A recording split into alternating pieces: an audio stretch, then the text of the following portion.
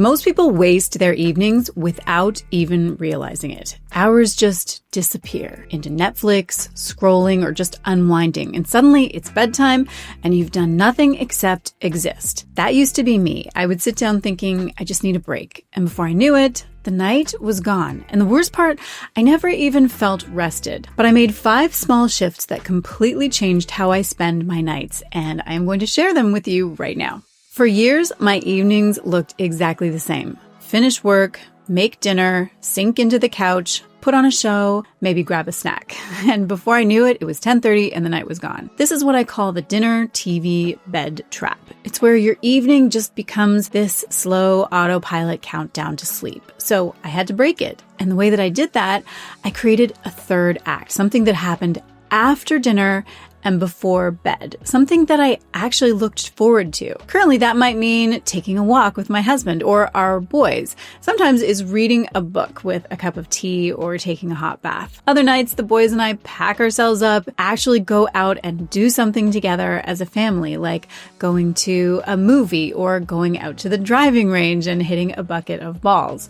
Studies show that people who create structured evening rituals feel happier and less stressed than those who just default to passive entertainment. So this is shift number 1 to start to break the dinner, TV, bed trap. Now, the real reason we get stuck in this trap, that is what we are going to work on next. For the longest time, my evenings weren't really mine. As a mom, by the time I got the kids settled and cleaned up and handled a million little things, I was done. My brain was fried, my body was exhausted, and I had nothing left. So I did what most people do. I collapsed on the couch, telling myself, I'll just watch one episode, and we all know how that ends. The problem wasn't TV, it was how I was thinking about my evenings. I saw them as just whatever was left after everything else was handled. No wonder they felt wasted. So I made a shift. I assigned value to my nights. Instead of just getting through it, I started treating my evenings as important. One simple change, I built in a personal moment every night, something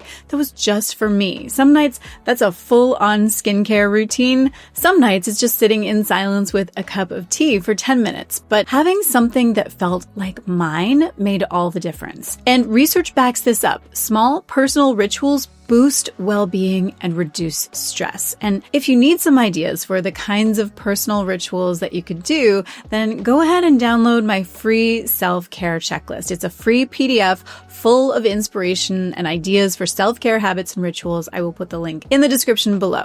So this is shift number 2. Stop treating evenings as leftover time. And here's my challenge to you. Claim one small pocket of time in your evenings as sacred, even if it's only 10 minutes. But of course, there's a big threat to this, and that is what we're going to be talking about next. I used to think I'll just check my phone for a second. But let's be honest, it is never just a second. I'd open Instagram, check one thing, and the next thing I knew, 40 minutes had disappeared. Or I'd think, I'll just watch one episode. And then, of course, Netflix autoplays the next one, and suddenly it's midnight.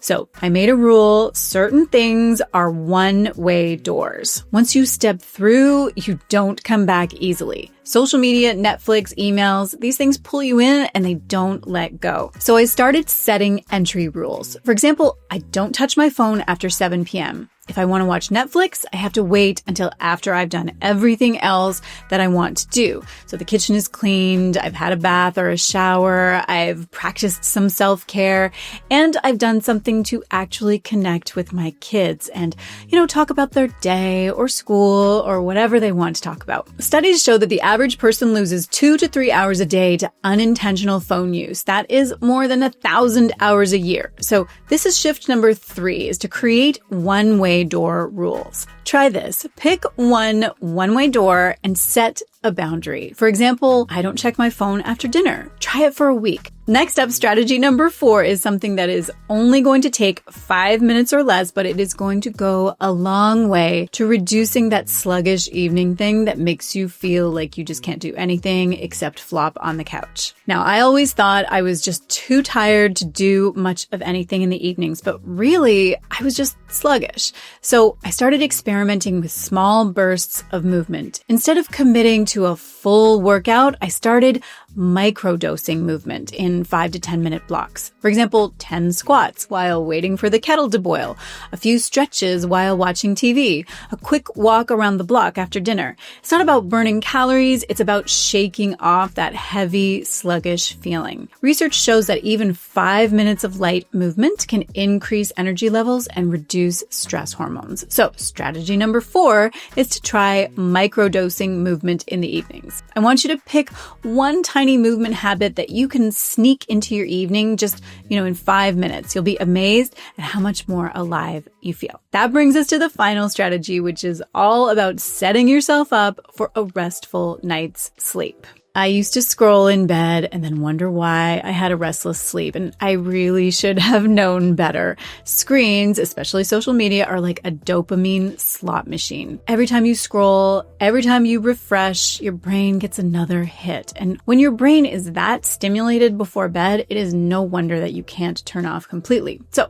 I started replacing high stimulation activities with low stimulation ones. Instead of YouTube, I went back to a ritual that I practiced long before Instagram was even a thing, reading a novel in bed. Also, instead of scrolling, I did a quick brain dump journal to clear my head before settling in for the night. Research shows that screens before bed suppress melatonin by 50%, which of course makes sleep worse and also makes your energy levels plummet the next day. So this is shift number 5, the pre-bed dopamine detox. It's a simple fix. Just swap one high dopamine habit for a low dopamine one for just 15 minutes before bed. It makes a huge difference. If you're still here, thank you. Most people click away before the halfway point, but you stayed, and that tells me that you are not just consuming content, you're actually serious about changing your life, and I respect that. We live in a world that is noisy and distracted and full of quick fixes, but the real shifts, the ones that actually last, they come from showing up and paying attention and making small changes consistently, and that's what you're doing right now, and it matters. Here's something that I have been thinking about recently. Most people don't need more information. They need a reset. They're stuck in cycles of stress and distraction and overthinking, not because